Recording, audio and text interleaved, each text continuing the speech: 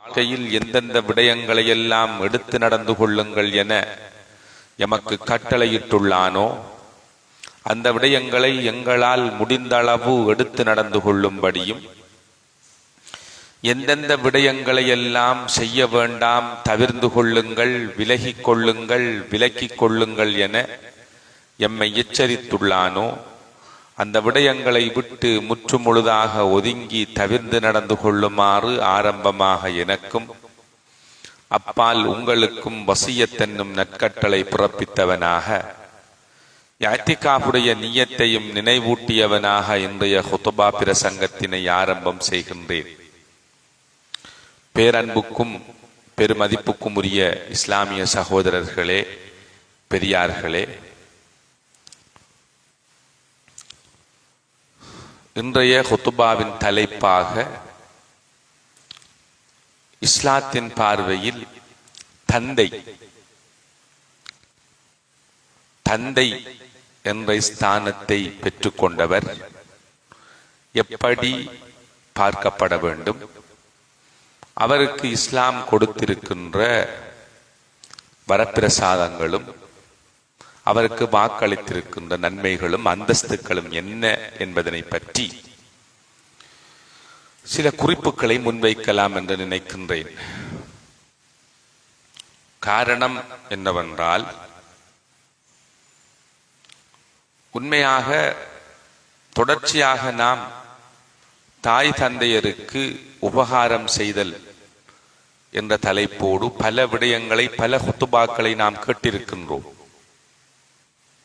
அதிலும் தாய்மை பற்றி, ஒரு தாயின் சிறப்பு பற்றி அதிகம் பேசுவார்கள். எல்லோரும் அது பற்றி பேசுவார்கள். ஆம், நிச்சயமாக ஒரு தாய்க்கு இருக்கின்ற அந்தஸ்தை, ஒரு தாய்மை பெறுகின்ற அந்தஸ்தை யாரும் பெற முடியாது. ஒரு தாய்க்கு நிகரான அந்தஸ்தை பெறுகின்ற ஒருவர் தான் தந்தையும். ஆனால் அந்த தந்தை பற்றி அதிகம் பேசப்படுவதில்லை. சொல்லுவார்கள், வேர்களுக்கு எதற்கு விளம்பரம் என்று. தந்தையர்களும் அப்படித்தான்.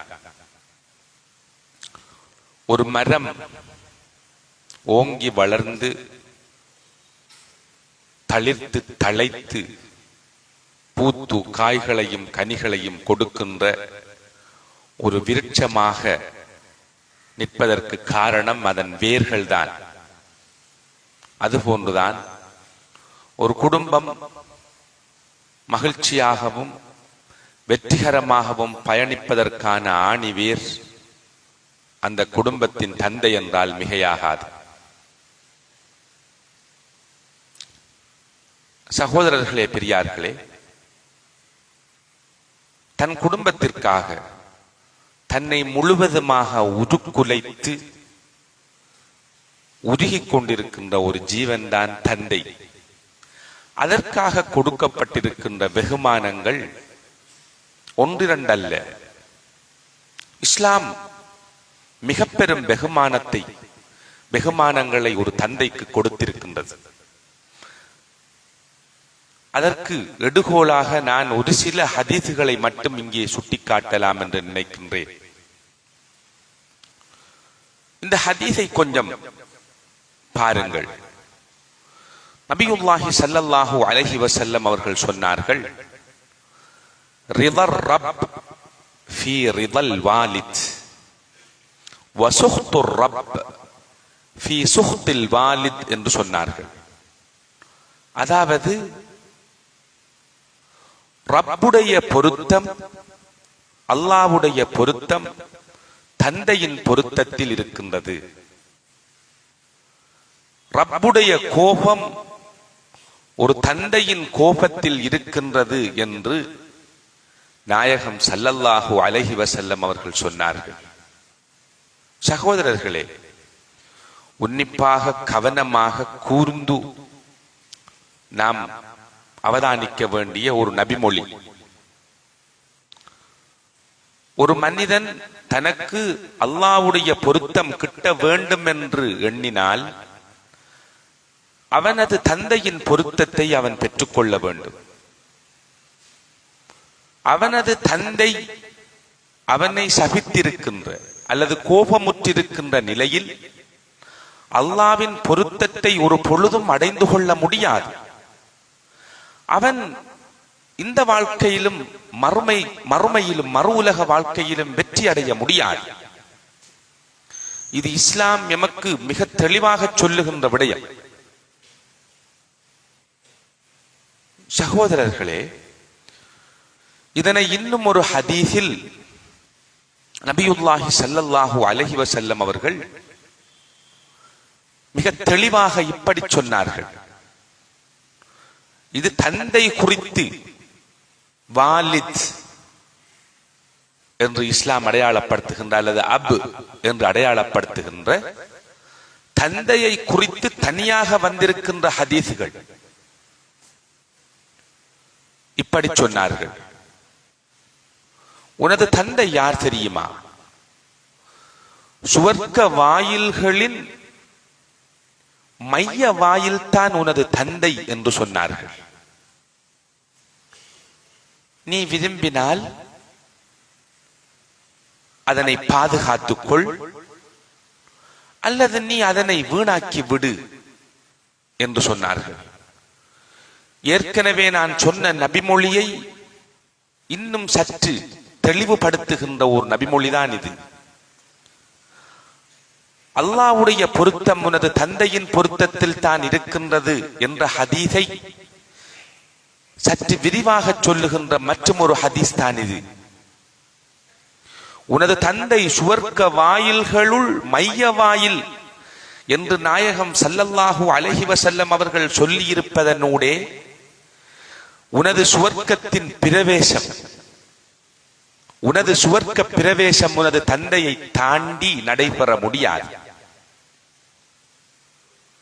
உனது தந்தையின் ஆசீர்வாதத்தோடும் உனது தந்தையின் அரவணைப்போடும் உனது தந்தையின் விருப்பத்தோடும் பொருத்தத்தோடும் தான் அது நடைபெற வேண்டும் என்கின்ற நியதியை இஸ்லாம் வைத்திருக்கின்றது. இதைவிட ஒரு தந்தைக்கு என்ன அந்தஸ்து வேண்டும் சகோதரர்களே?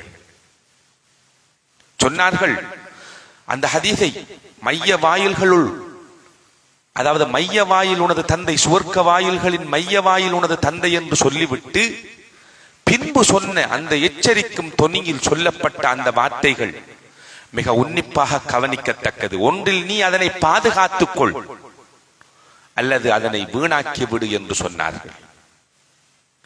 உனது தந்தையை நீ இந்த உலகத்தில் எப்படி பாதுகாக்கப் போகின்றாய்? உனது தந்தையோடு எப்படி நீ நடந்து கொள்ளப் போகின்றாய்? உனது தந்தையின் பொருத்தத்தை நீ எப்படி பெற்றுக்கொள்ளப் போகின்றாய்? அதை வைத்துத்தான் உனது சுவர்க்க பிரவேசத்தை நீ தீர்மானித்துக் கொள்ளலாம். அல்லது நீ உனது தந்தையை துச்சமாக மதித்து உனது தந்தையை தூக்கி வீசிவிட்டு உனது தந்தையின் கோபத்தையும் சாபத்தையும் சம்பாதித்துக் கொண்டிருக்கின்ற நிலையில் உனது சுவர்க்க நுழைவு பற்றி சிந்திப்பது அபத்தமானது. அது ஒரு பொழுதும் நடைபெறாத அம்சம் என்பதனை நபியுல்லாஹி ஸல்லல்லாஹு அலைஹி வஸல்லம் அவர்கள் மிகவும் தெளிவாக இந்த ஹதீஸினூடே சொல்லி இருக்கிறார்கள். மதிப்புக்குரிய சகோதரர்களே, பெரியார்களே, இந்த இரண்டு ஹதீஸும் ஒரு தந்தை யார் என்பதனை எமக்கு மிக தெளிவாக சொல்லுகின்றது. அல்லாஹ் ரப்புல் ஆலமீன் தனது பொருத்தத்தை தந்தையின் பொருத்தத்தோடு இணைத்து வைத்திருக்கின்றான் என்பதும், ஒரு மகன் சுவர்க்கத்திற்குள் நுழைய வேண்டும் என்றால் தந்தையின் பொருத்தத்தோடு தான் நுழைய முடியும் என்பதும் ஒரு தந்தைக்கு இந்த உலகத்தில் வழங்கப்பட்டிருக்கின்ற அதி உச்ச உன்னதமான கௌரவம். இதைவிட வேறு ஒரு கௌரவமும் தேவையில்லை. நாங்கள் எல்லோரும் தந்தைகளாக இருக்கிறோம். இன்ஷா அல்லாஹ் நாங்கள் தந்தையர்களாக மாறுவதற்கு பல வாலிபர்கள் இருக்கிறார்கள். எங்களுக்கு ஏன் இவ்வளவு உச்ச கௌரவம் வழங்கப்பட்டது? இவ்வளவு உயரிய அந்தஸ்தை எமக்கு தந்து இஸ்லாம் எம்மை கௌரவிப்பதற்கான காரணி என்ன என்பதனை ஒரு தந்தையின் வகிபங்கும், ஒரு தந்தையின் கடமைகளும், ஒரு தந்தை அணிந்து கொள்ள வேண்டிய இஸ்லாம் சொல்லுகின்ற இஸ்லாமிய தார்மீக ஒழுக்க பண்புகளும் என்ன என்பதனை வேறு ஒரு ஹுத்துபாவிலே பார்ப்போம். இந்த ஹுத்துபாவில் அந்த தந்தை என்பவர் யார் என்பதனை நாம் புரிந்து கொள்வோம் என்பதனை மட்டும் நாம் இன்றைய ஹுத்துபாவில் பார்ப்போம். சகோதரர்களே, ஏன் இந்த ஹுத்துபாவை, இந்த தலைப்பை தனியாக தந்தை என்ற ஒரு தலைப்பை எடுத்துக்கொண்டோர், ஏன் பேச வேண்டும் என்ற ஒரு எண்ணம் பலருக்கும் ஏற்படலாம். இன்று எமது நிஜ வாழ்விலே நாம் யதார்த்தமாக சந்திக்கின்ற பல பிரச்சனைகள் இருக்கின்றது இதனோடு சம்பந்தப்பட்ட. அதாவது தந்தையர்கள் தன்னை முழுவதுமாக உருக்குலைத்து, தன்னை அழித்து, தனது வாழ்வை முழுமையாக தியாகம் செய்து குழந்தைகளை பெற்று வளர்த்து உருவாக்கி ஆளாக்கி விட்டதன் பின்பு அவர்கள் சற்றே தளர்வடைந்து வயதை கொஞ்சம் வயோதிபத்தை அடைகின்ற பொழுது பல தந்தையர்களும் கைவிடப்பட்ட ஒரு சூழ்நிலை பார்க்கப்படுகின்றது. தாய்மார்களுக்கும் இந்த நிலை இருக்கின்றது. ஒப்பீட்டளவில் தாய்மாருக்கு இது குறைவாக இருக்கின்றது. தாய்மார் தங்களது பெண் பிள்ளைகளோடு அல்லது தனது பிள்ளைகளோடு ஒட்டிக் கொள்வார்கள். தனது பிள்ளைகளின் பிள்ளைகளை வளர்ப்பதில் அவர்களது காலத்தை ஓட்டிச் செல்கிறார்கள். நான் பேசுவது ஒரு கள யதார்த்தம் அல்லது ஏலவே நான் சொன்னது போன்று தாய்க்கு கொடுக்கப்பட்டிருக்கின்ற அந்தஸ்தும், தாயோடு எங்களுக்கு இருக்கின்ற அபரிவிதமான அன்பும் இரக்கமும், குழந்தைகள் எப்பொழுதும் தாயோடு மிக பரிவாகவும் அன்பாகவும் நடந்து கொள்கிறார்கள். ஆனால் பல தந்தையர்களும் கைவிடப்பட்ட நிலையில் நின்றிருக்கிறார்கள். நான் சொல்வது எல்லோரையும் சொல்லவில்லை, பலரது நிலை கவலைக்கிடமாக இருக்கிறது. சகோதரர்களே, அவர்கள் பற்றி பிள்ளைகள் சிந்திப்பது குறைவாக இருக்கின்றது. பலருக்கும் அந்த 3 நேர சாப்பாடு உணவை கூட முறையாக இன்று எடுத்துக்கொள்ள முடியாத சூழ்நிலை ஏற்படுகின்றது. அந்த குடும்ப அமைப்பை, சூழ்நிலையை வைத்து எதுவும் தேவையில்லை. நீங்கள் அக்கறை பெற்ற ஆதார வைத்தியசாலைக்கு இந்த தொற்றா நோய்கள், நீண்டகால நோய்களுக்கான கிளினிக் நடைபெறுகின்ற பொழுது அங்கு சென்று பாருங்கள். காலை அதிகாலை 4 மணி 5 மணிக்கே இந்த கிளினிக் நம்பர் எடுப்பதற்காக தாய் தந்தையர்கள் வருகிறார்கள். அதிகமான தாயை தந்தையை கூட்டிக் கொண்டு வருபவர்கள் ஆட்டோ சாரதிகள் தான். அவர்கள் அதிகாலை 4-5 மணிக்கு வந்து மதியம் 12-1 மணி 1 மணியையும் தாண்டி மீண்டும் அந்த ஆட்டோ சாரதி வந்து அவர்களை வீடுகளுக்கு அழைத்து செல்கிறார்கள். ஒரு அரச வைத்தியசாலையில் இட ஒதுக்கீடு, அங்குள்ள நிலைமைகள் எப்படி இருக்கும் என்று எங்கள் எல்லோருக்கும் தெரியும். வீட்டிலே 5 பெண் பிள்ளை பெற்ற தாய்தான் அவர், அல்லது 6-7 ஆண் பிள்ளைகளை பெற்ற தந்தைதான் அவர். தனது தந்தையை தனது வாகனத்தில் ஏற்றி கொண்டு வந்து அந்த மருந்தை, அந்த பரிசோதனையை செய்து அவரை கொண்டு முறையாக கொண்டு சேர்ப்போம் என்கின்ற எண்ணம் பலருக்கு வரவில்லை. கசப்பாக இருந்தாலும் நாம் ஏற்றுக்கொள்ளத்தான் வேண்டும். இப்படியான சில காரணிகளை வைத்துத்தான் இது பற்றி பேசுகிறேன். சகோதரர்களே, ஒரு முறை ஒரு சஹாபி வந்து நபி ஸல்லல்லாஹு அலைஹி வஸல்லம் அவர்களிடம் சொன்னார்கள், அல்லாஹ்வின் தூதரே, எனது தந்தை, எனக்கு குழந்தைகள் இருக்கிறார்கள், எனக்கு செல்வமும் இருக்கின்றது, எனது தந்தை எனக்கு தெரியாமல் எனது செல்வத்திலிருந்து பணத்திலிருந்து எடுக்கின்றார் என்று சொன்னார். அப்பொழுது நாயகம் ஸல்லல்லாஹு அலைஹி வஸல்லம் அவர்கள் அவருக்கு சொன்ன பதில் மிக கவனமாக உன்னிப்பாக கவனிக்கத்தக்கது. அவருக்கு என்ன தெரியுமா பதில் சொன்னார்கள்? நீயும் உனது சொத்துக்களும் உனது தந்தைக்கு சொந்தக்காரர்கள். நீயும் உனது சொத்துக்களும் உனது தந்தைக்கு சொந்தம் என்று சொன்னார்கள்.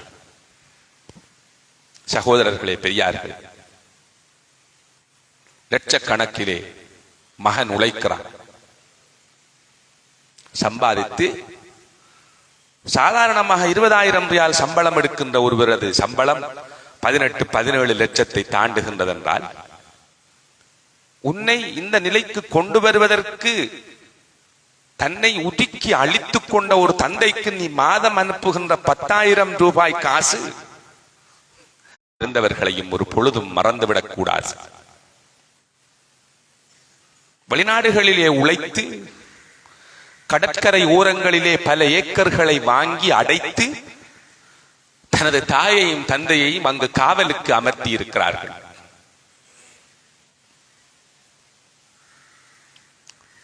பல பல்லாயிரம் ரூபாய் செலவுகள் செய்து பல மிக சுகண்டியான உணவகங்களிலே நீ உணவருந்துகின்ற பொழுதும் அல்லது உனது பாட்டிகளை நடத்துகின்ற பொழுதும் ஆதரவற்றிருக்கின்ற தாய் தந்தையர்களை பற்றி கொஞ்சம் சிந்திக்க வேண்டும்.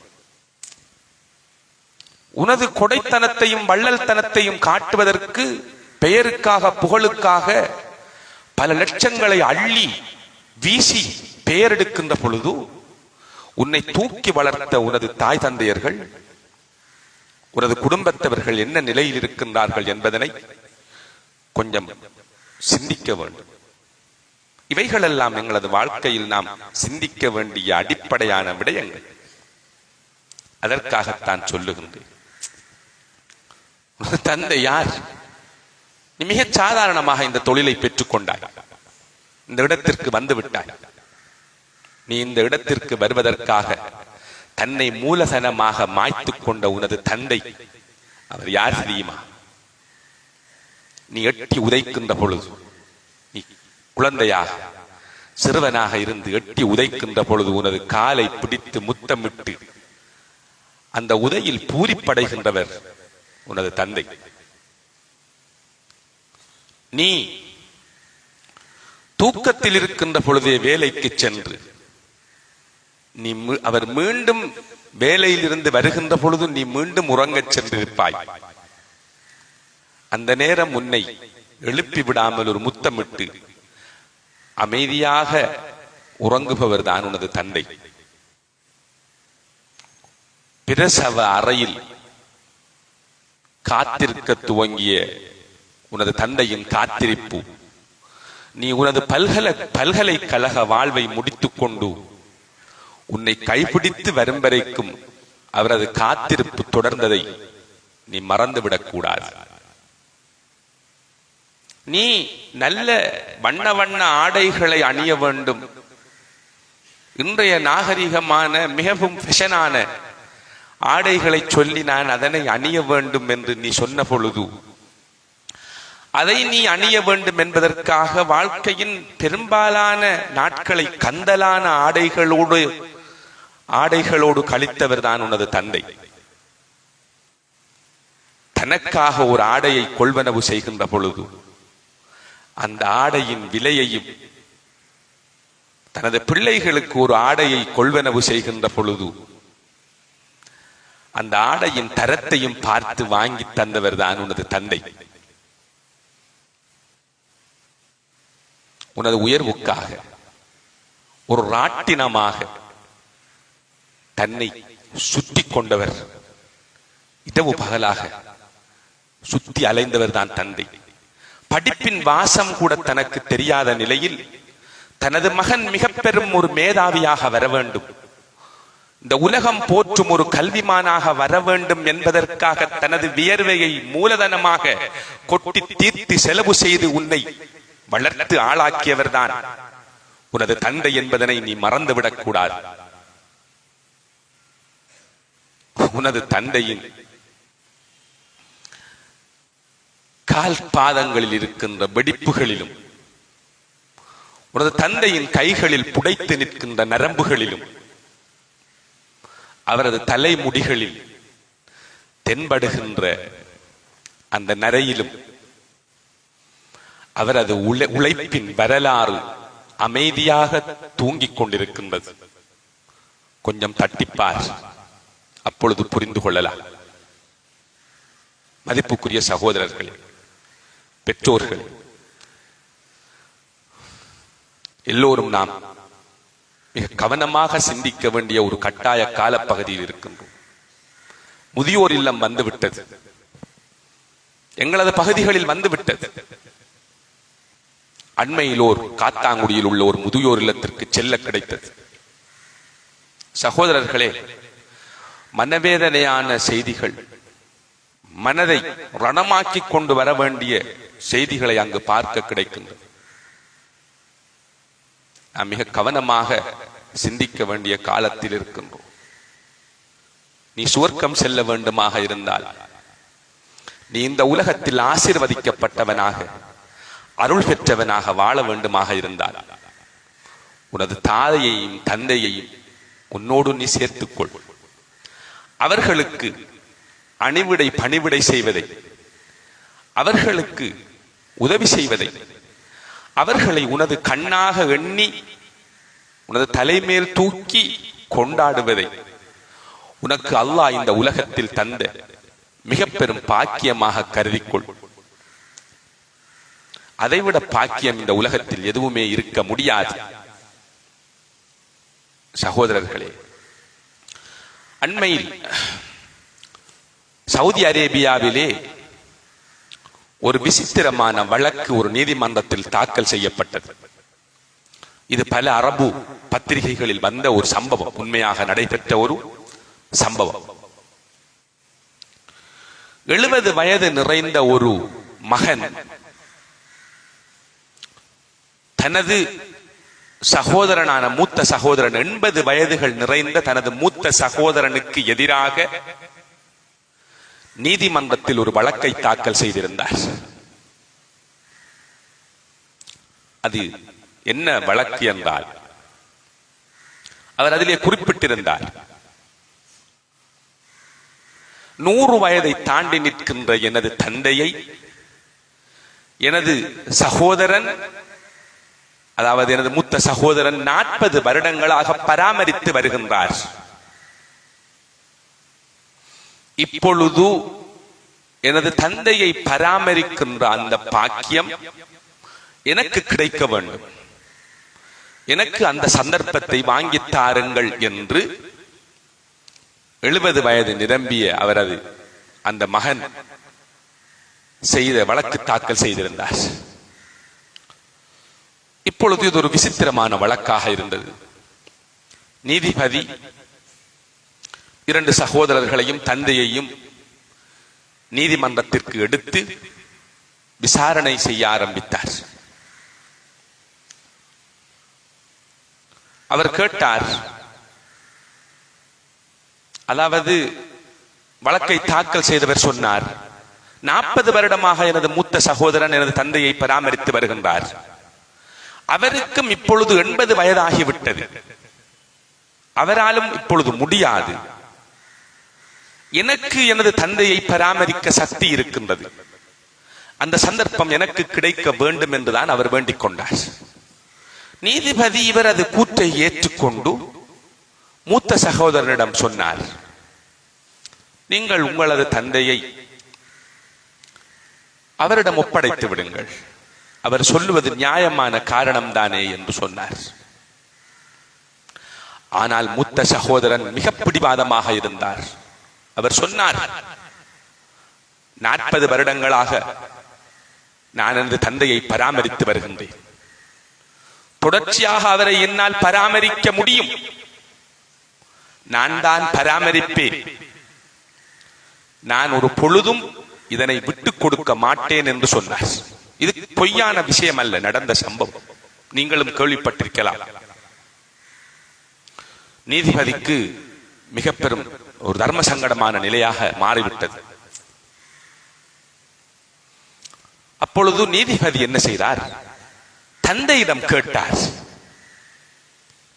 தந்தை அவர்களே, உங்களது 2 மகன்களும் இப்படி சொல்லுகிறார்கள், நீங்கள் சொல்லுவதை வைத்துத்தான் நான் தீர்ப்பு வழங்கப் போகின்றேன். நீங்கள் எந்த மகனிடம் செல்ல விரும்புகின்றீர்கள் என்று கேட்டார். தந்தை எதுவுமே பேசவில்லை, மௌனமாக இருந்து விட்டார். நீதிபதி அலட்டி கேட்டார், சொல்லுங்கள், நீங்கள் கட்டாயம் சொல்லித்தான் ஆக வேண்டும். அப்பொழுது சொன்னார் அவர், எனது 2 பிள்ளைகளும் 2 கண்கள், நான் எதுவுமே சொல்ல மாட்டேன். நான் அந்த மகனிடம் செல்ல போகிறேன் அல்லது இந்த மகனிடம் செல்ல போகிறேன் என்று நான் எதுவுமே சொல்ல மாட்டேன்.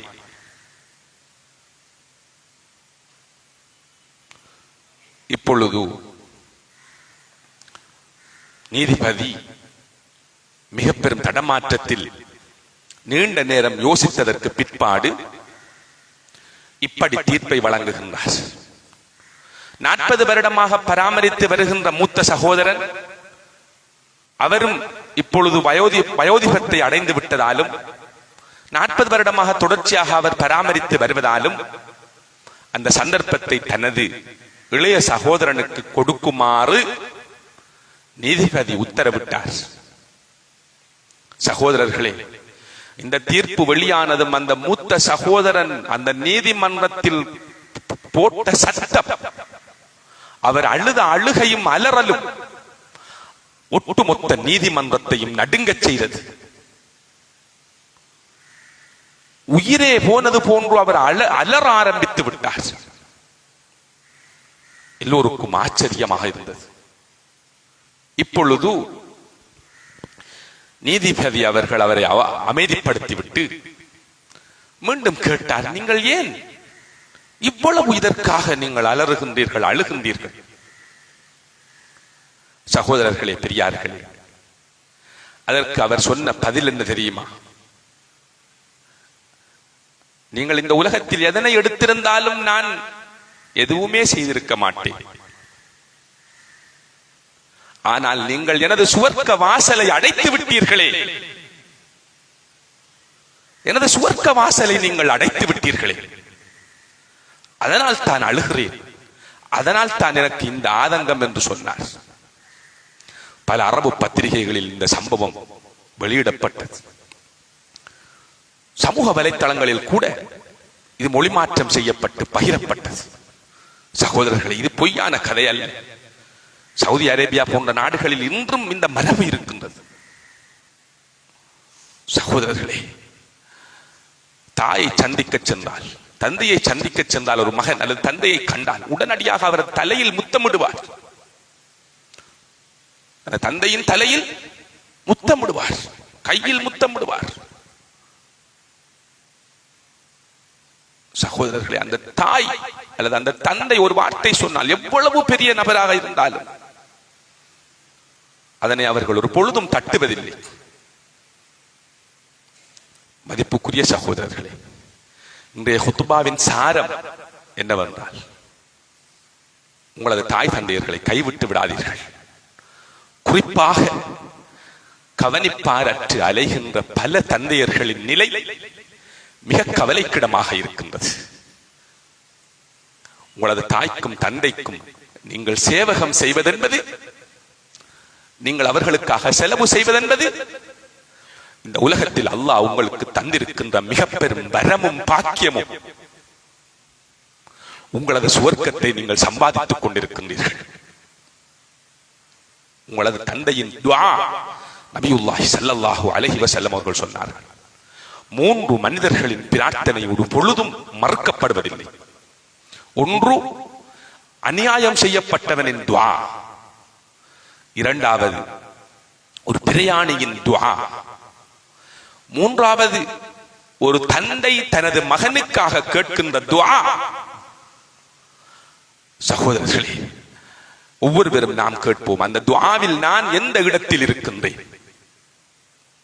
அந்த துஆவில் நான் எந்த இடத்தில் இருக்கின்றேன்? இதுதான் நாம் சிந்திக்க வேண்டும். நீ 5 கோடி ரூபாய் பெறுமதியான ஒரு காரில் பவனி வருகிறாய். உனது தந்தை இன்னும் அதே துவிச்சக்கர வண்டியில் தானே பயணிக்கிறார். நான் கேட்பது ஒரு கலை யதார்த்தம்.